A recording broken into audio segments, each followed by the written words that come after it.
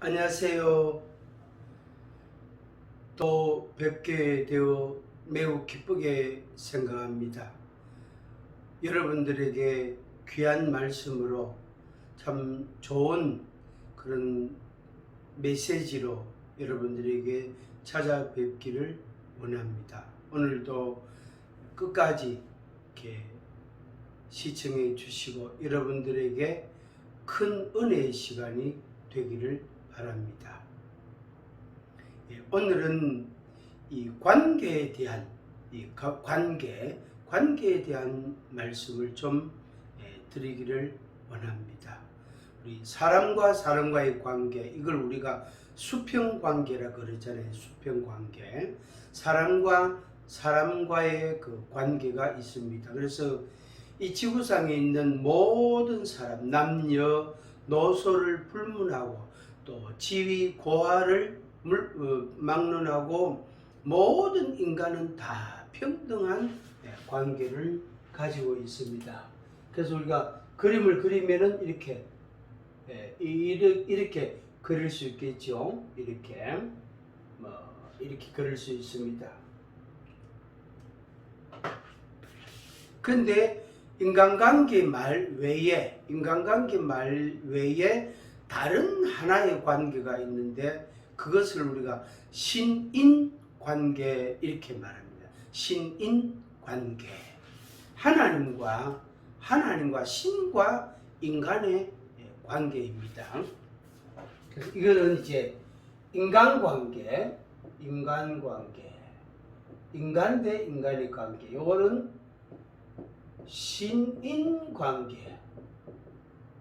이것은 이런 관계입니다. 상하 관계입니다. 상하.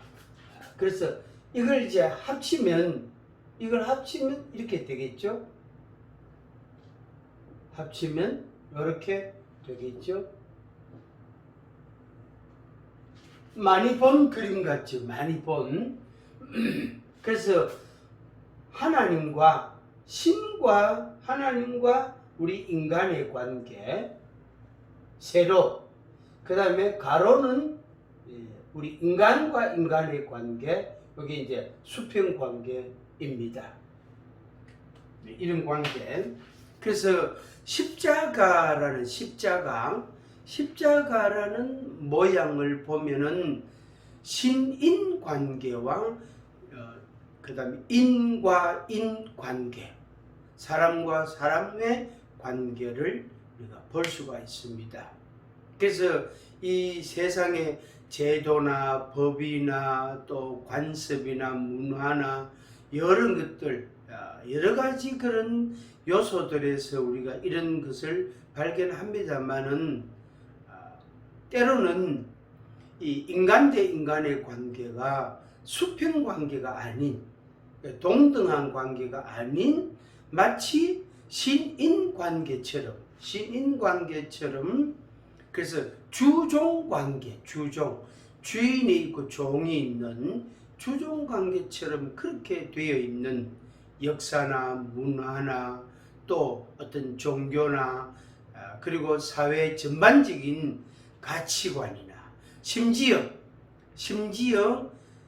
그런 그 계층, 그러니까 주종 관계, 종의 위치, 주인이 있는 그 주인이라는 사람의 의식도 그렇고 또 종이라는 위치에 있는 그 계급, 신분도 그렇고 그걸 당연히 받아들이는, 그냥 그대로 살아가는 이런 모습들을, 그런 역사를 가지고 있는 나라나 민족이나 그런 것들을 많이 보게 됩니다. 그것을 근거로 해서 정치 제도나 사회 문화나 또 아주 그 끔찍한 그런 역사라는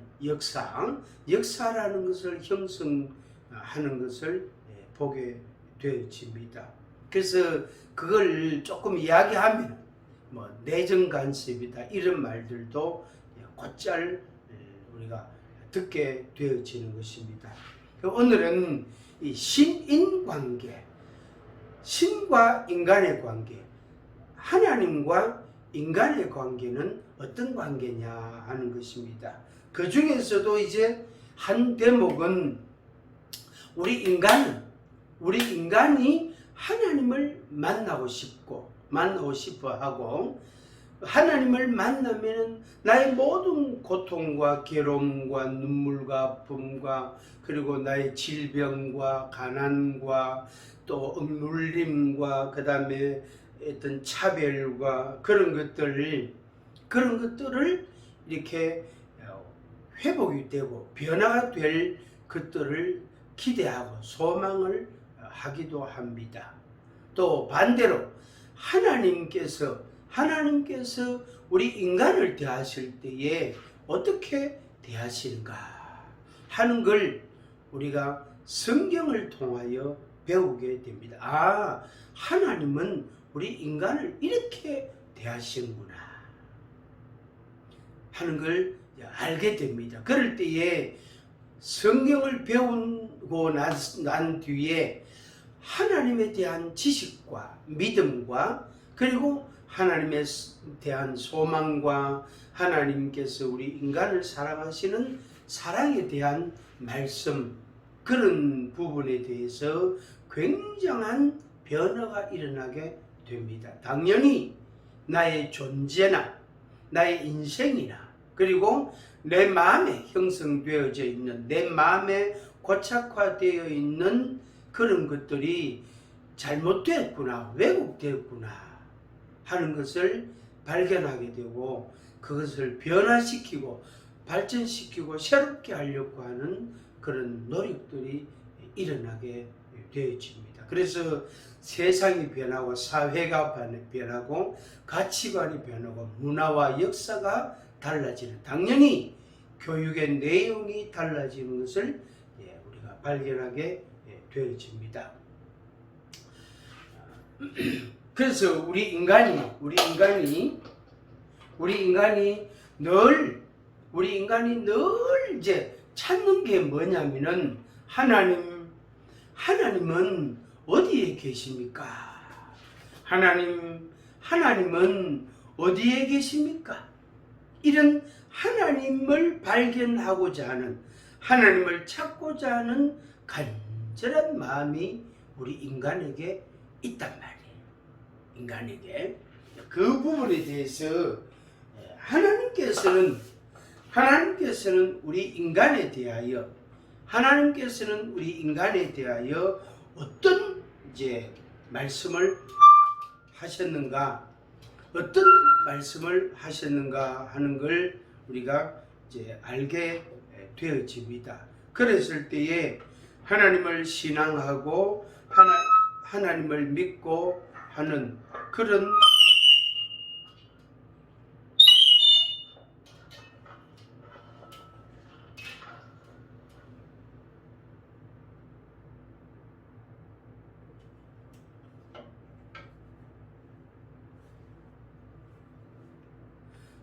현상을 우리가 많이 발견하게 되어집니다. 그래서 하나님을 제대로 알고, 그리고 나의 존재의 의미와 가치를 제대로 알고, 그럴 때에 그 인생도, 그 사회도, 문화도, 역사도, 가치관도 모든 것이 다 변하게 됩니다. 그래서 역사가 바뀌고 문화가 달라짐으로 인해서 내가 달라지는 것, 그런 요소도, 그런 부분도 있지만은 사실은 근본적으로 세상이 아무리 변해도 내 생각과 내 마음이 변하지 아니하면 그건 변한 게 아니거든요. 그게 변한 게 아니단 말이에요. 그래서 우리가 그런 부분에 대해서 어느 것이 더 우선이고 어느 것이 더 중요하냐 하는 걸 우리가 발견하고 깨닫는 것은 굉장히 중요한 그런 문제라고 할 수 있습니다. 그래서 우리는 늘 하나님을 찾는 거예요. 하나님은 어디 계십니까? 그 다음에 하나님을 뵙고 싶은데 어디서 하나님을 뵐 수 있을까요? 어디서 하나님을 뵐 수 있을까요? 이런 질문을, 그런 의문을, 그런 말을 우리가 할 수가 있습니다. 출애굽기 25장 1절에서 9절의 말씀을 오늘 잠시 나누게 될 터인데, 출애굽기 25장 1절에서 9절, 그 중에 8절 말씀, 8절, 몇 절? 25장 8절, 25장 8절 말씀을 이제 우리가 보게 됩니다. 한 절 제가 읽어 드리겠습니다. 25장 8절, 내가 그들 중에 거할 성소를 그들이 나를 위하여 짓되. 다시 읽겠습니다. 내가 그들 중에 거할 성소를 그들이 나를 위하여 짓되. 이런 말씀이 있습니다. 하나님의 말씀, 여호와 하나님의 말씀인데, 내가 그들 중에, 우리 인생들 중에 거한다는 말은 산다는 뜻이거든요. 거한다는 말은 산다는 뜻인데, 거할 성소, 거룩한 장소를 그들이 나를 위하여 지어야 된다, 지어라 하는 그런 말씀입니다. 다시 읽겠습니다. 내가 그들 중에 거할 성소를 그들이 나를 위하여 짓되. 이렇게 이제 말씀하셨습니다. 분명히 하나님은 한 분이십니다. 유일하신 하나님이십니다. 하나님은 한 분이시면서 하나님의 존재의 형태, 존재의 모습이 뭐냐면은 혼자 계신단 말이에요. 그러니까 한 분이시니까, 하나님은 한 분이시니까 혼자 계실 수밖에 없죠. 하나님은 혼자이시면서 언제나 홀로 계시는 하나님이십니다. 하나님은 혼자이면서, 한 분이시다면 한 분이면서 하나님은 홀로 하나이십니다. 유일하신 이제 하나님이십니다. 생각하는 것도 혼자 하시고, 계획을 세우는 계획도 혼자 세우시고, 그 다음에 일하시는 것도 하나님은 혼자 일하십니다. 그럼 물론 이제 가끔 천사를 보내가, 천사는 하나님의 사자거든요. 하나님이 부리시는, 하나님이 쓰시는 그 종과 같은 그런 존재단 말이. 그래서 천사를 보내가지고 말씀도, 하나님의 말씀도 말하게 하시고, 하나님의 일도 하게 하시고, 때로는 사역자, 사람을 하나님이 보내시가지고 그 사람을 통하여 하나님의 말씀을 말하게 하시고 하나님의 능력을 나타내기도 하기도 하십니다. 그래서 전체적으로는 하나님이 혼자이시고 홀로 계시고 홀로 계획을 세우시고 홀로 일하시지만, 천사를 통해서 하실 때도 있고 사람을 통해서 하실 때도 있습니다. 그런데 그것은 극히 제한적이고 부분적이고 아주 적습니다. 이 분량이 아주 적단 말이에요. 그래서 하나님께서 혼자이면서 하나님은 혼자 있는 걸 좋아하지 않았습니다. 그걸 우리가 어디서 발견하느냐면은 아담과 하와를 창조하셨는데 아담을 하나님이 만드셨단 말이에요. 아담 하나를 만들었다. 하나를. 그런데 그 아담이 혼자 사는 걸 하나님이 보시고 좋게 여기지 않았습니다. 독처하는 것을 하나님이 이렇게 기뻐하지 않으셨다.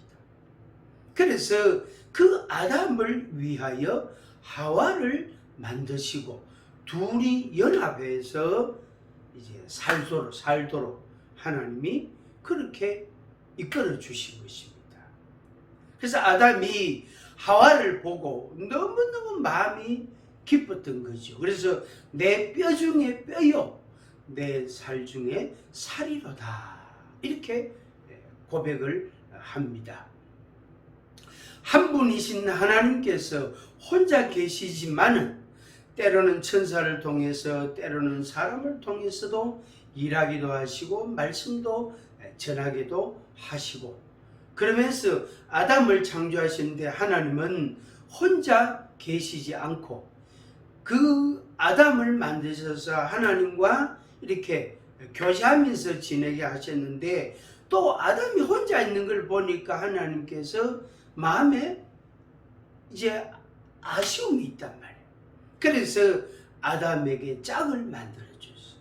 내 뼈 중에 뼈, 내 살 중에 살이라 그 말 고백할 만큼 아담이 하와를 반기고 너무너무 기뻐하고 좋아했다 이 말입니다. 예수님께서도 성육신 하셨습니다. 그래서 하나님의 독생자, 하나님의 외아들 독생자가 몸을 입고 이 땅에 오셨단 말이에요. 독생하신 하나님이 나타나셨단 말이에요. 그것도 하나님이 혼자 계시기를 원치 아니하시고 자기의 독생자를 이 땅에 보내신 거예요. 왜 보냈습니까? 이 땅에 있는 모든 피조물들과 하나님이 같이 계시고 싶었어요. 내가 너를 친구로, 내가 너를 신부로, 내 신부로, 내 아내로, 나는 너의 남편이 되고 너는 내 아내가 된다. 나는 너희의 하나님이 되고 너희는 내 백성이 된다. 그런 관계를 형성하기 위해서 육을 입고 육신의 모습으로 이 땅에 오셨단 말이에요. 그리고 예수님께서 나를 보내신 이가 나와 함께 하시도다. 나는 항상 그가 기뻐하시는 일을 행함으로 나를 혼자 두지 아니하셨느니라. 이렇게 예수님이 말씀하셨습니다. 요한복음 8장 29절에 그렇게 말씀했습니다. 그러니까 예수님께서 육신을 입고 오신 거 1장 14절에 있는 것처럼 말씀이 육신이 되어 우리 가운데 거하심에 그랬단 말이에요. 말씀이 육신이 되어 우리 가운데 거하심에, 또 예수님 혼자 두지 아니하시고 하나님께서 예수님과 함께 계시고, 그리고 예수님께서도 다른 사람들과 함께 하셨습니다. 그렇게 해서 하나님과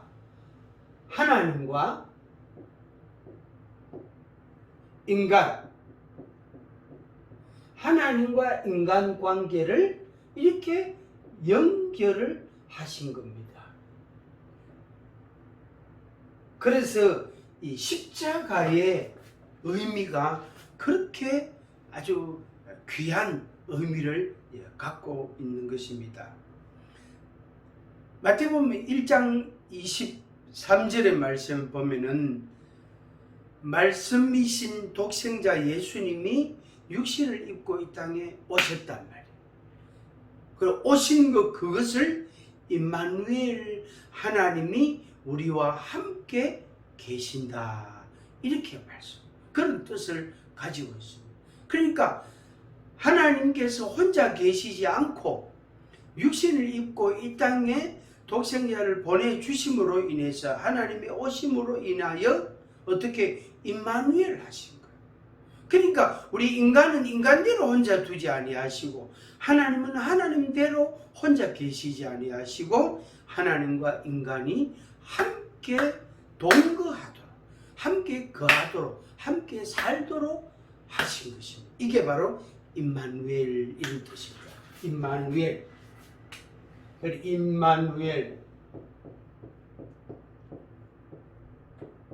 십자가의 의미가 이런 의미를 가지고 있습니다.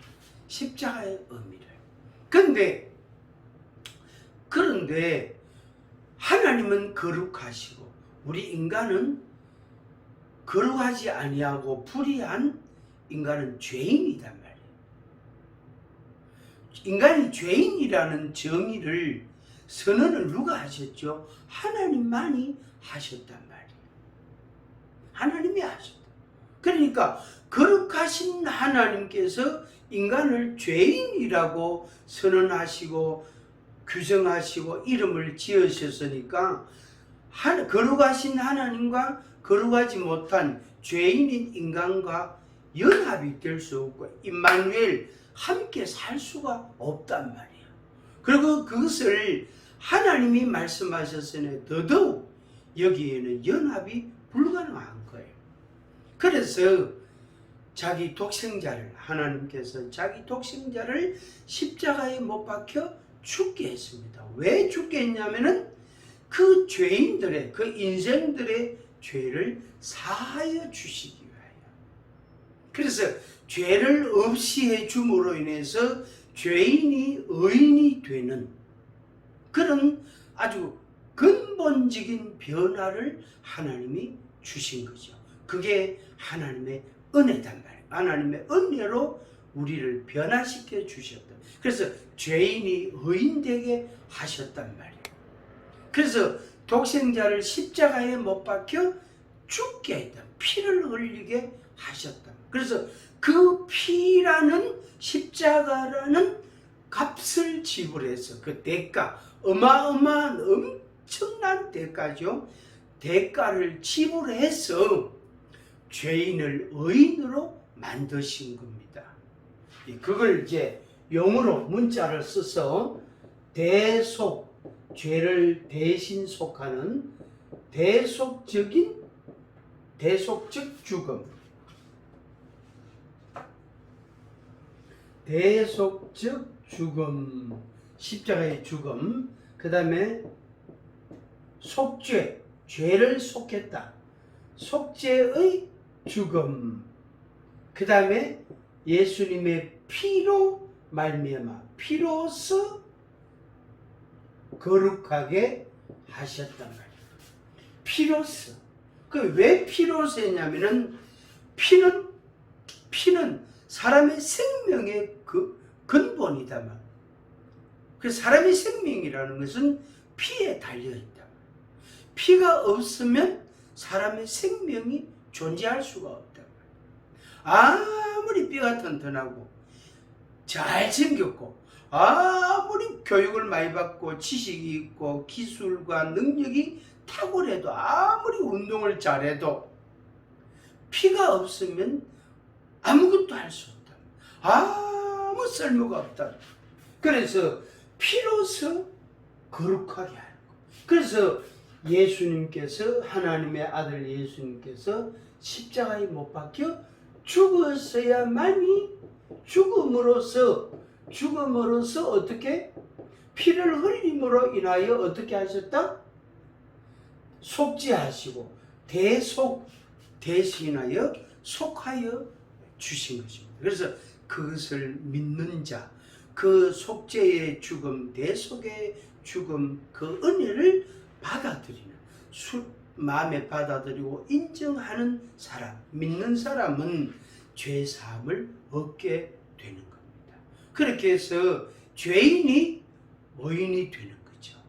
그럴 때에 거룩해지기 때문에 거룩하신 하나님과 거룩하여진 하나님에 의하여 십자가의 피로서 거룩하여진 우리 인간이 연합을 이룰 수가 있게 됩니다. 그게 바로 임마누엘, 하나님이 우리와 함께 계신다 하는 말씀입니다. 그런데 구약 성경에서 모세 때에 하나님께서 출애굽기 아까 말씀 읽었죠? 25장의 말씀처럼 이제 하나님께서 구약 시대에는 어떻게 우리 인간을 만났었느냐 하는 겁니다. 그러니까 신약 시대는 지금 우리가 살고 있는 시대는 십자가로서 그러니까 예수 그리스도의 대속적 죽음에 의하여 이 죽음을 믿음으로 말미암아 연합을 이루고 임마누엘 하게 되어졌다. 하나가 되어졌단 말이에요. 간단하단 말이에요. 그래서 십자가가 그렇게 소중하고 의미가 크고 가치가 있는 겁니다.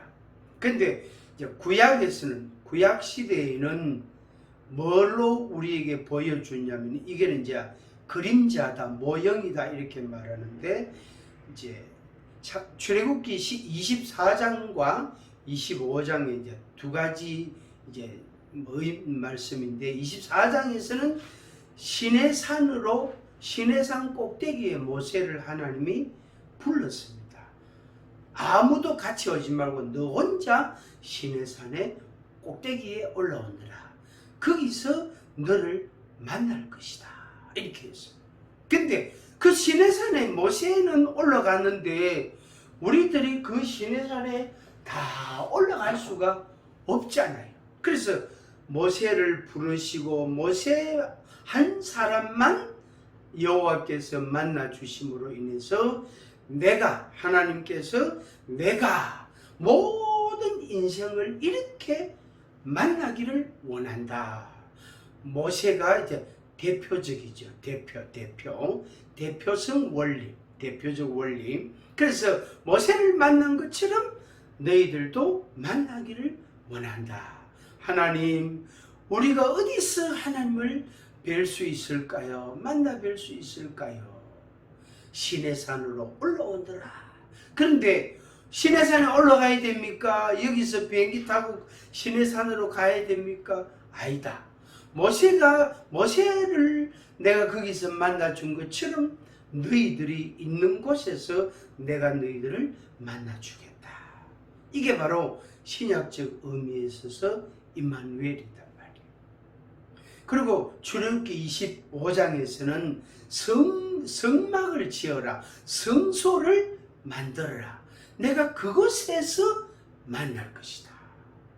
이렇게 하나님이 장소를 딱 지정해 주었어요. 시내산은 산 꼭대기고, 그 다음에 25장에서는 성소를 만들어라. 성소를 만들어라. 그곳에서만 내가 너희를 만날 것이다.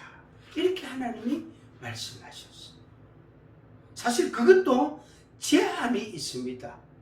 왜? 성소가 없는 우리들에게는 하나님을 만날 수가 없단 말이에요. 그래서 그 성소가 뭐냐? 모세 때에는 성막을 만들고 그 안에 성소를 설치했단 말이에요.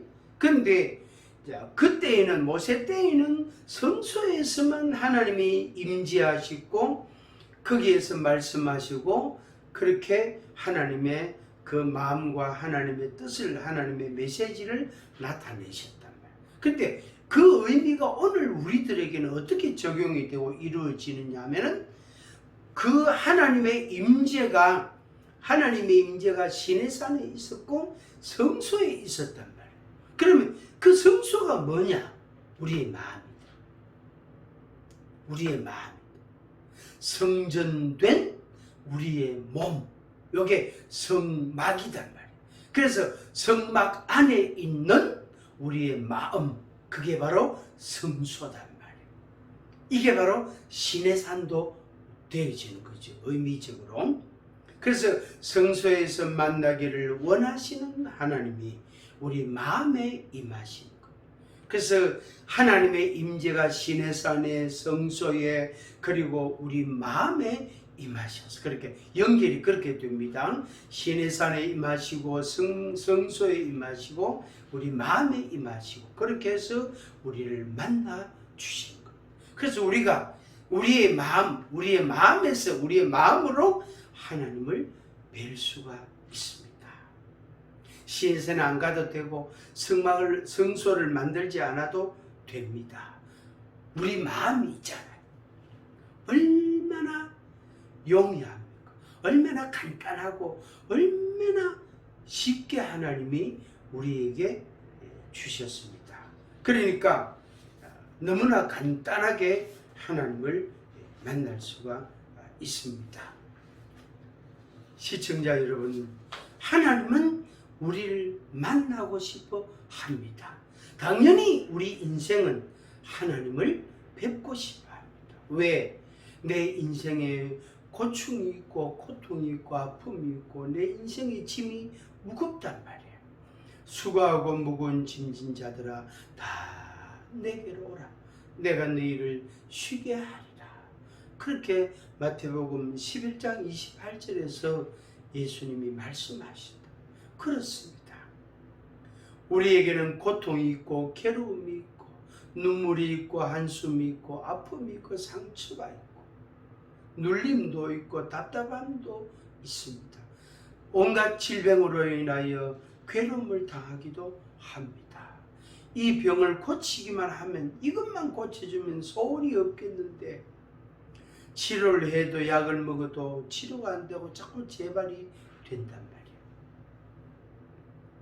그런데 우리가 만나고 싶어하는 하나님께서도 우리를 만나고 싶어합니다. 내가 너를 나의 친구로 삼고 싶다. 너를 내 신부로 삼고 싶다. 내 사랑하는 자라고 부르고 싶다. 나는 너희 하나님이 되고 너희는 내 백성이 되기를 원한다. 이게 하나님의 마음이에요. 나는 너희 하나님이 되고 너희는 내 백성이라. 나와 네가 친구로 지내자. 친구가 되기를 원한다. 내가 너를 사랑하노라. 이렇게 하나님의 마음이 있단 말이야. 하나님의 생각이 있다. 그래서 하나님도 우리를 만나고 싶어. 우리는 당연히 하나님을 뵙고 싶은 거예요. 그래서 이 두 마음이 어떻게 해요? 딱 맞잖아. 코드가 딱 맞잖아요. 그래서 얼마든지 만날 수 있습니다. 그리고 하나님께서 혼자 계시기를 원치 아니하시고 우리는 당연히 하나님을 뵙고 하나님의 은혜를 입어야 될 존재들이다. 그러니까 우리가 하나님을 찾으면 됩니다. 하나님은 언제나 기다리고 있습니다. 하나님, 내가 어디서 하나님을 뵐까요? 할 때에 시내산으로 올라오느라 성소를 만들어라. 그런데 지금은 안 되잖아요. 네 마음을 열어라. 내가 네 마음에 들어가고 싶다. 그게 하나님의 말씀입니다. 여러분의 마음을 여시기를 바랍니다. 시내산에 올라가려고 하지 말고 성소를 만들려고 하지 말고 여러분의 마음을 여세요. 그러면 하나님께서 여러분 마음에 들어오십니다. 하나님의 신이 여러분에게 임하십니다. 그렇게 해서 하나님을 만날 수 있습니다. 그 핵심은, 그 요지는 뭐냐면은 예수님의 십자가를 믿는 것입니다. 예수님의 십자가의 죽으심, 피 흘리심, 그것이 내 죄를 사하고 대속해 주신 대속의 죽음이라는 것을 믿으면, 그 피를 믿으면 죄 사함을 받고 거룩한 백성이 됩니다. 그래서 하나님과 연합이 이루어지고 임마누엘 되어지는 것입니다. 이 은혜가 여러분들에게 있기를 축복합니다. 할렐루야. 임마누엘, 여러분과 함께 계시는 하나님을 언제나 여러분 마음에 받아들이시기를